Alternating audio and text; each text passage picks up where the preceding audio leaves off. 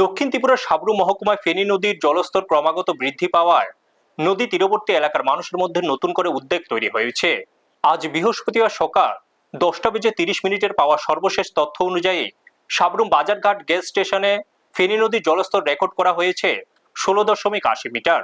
যদিও বর্তমান জলস্তর এখনো বিপদসীমার বেশ কিছুটা নিচে রয়েছে, তবে পাহাড়ি ঢল ও লাগাতার বৃষ্টির কারণে নদীগর্ভে জলের চাপ ক্রমশ বাড়ছে।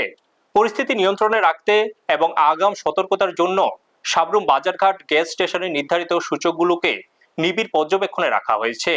সাধারণত নদীর জলস্তর 17.30 মিটারে পৌঁছালে তাকে প্রত্যাশিত স্তর এবং 17.80 মিটারে পৌঁছলে তাকে সংকটজনক স্তর হিসেবে বিবেচনা করা হয়।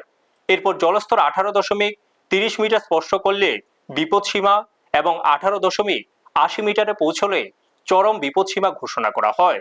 উল্লেখ্য, বিগত 2024 সালের ভয়াবহ বন্যায় ফেনী নদীর সর্বোচ্চ জলস্তর রেকর্ড করা হয়েছিল 19.80 মিটার, যা সাবরুমের জন্য এক ঐতিহাসিক রেকর্ড। সেই তুলনায় বর্তমান পরিস্থিতি এখনো স্বাভাবিক থাকলেও মহকুমা প্রশাসনের পক্ষ থেকে কোনো ধরনের ঝুঁকি নেওয়া হচ্ছে না।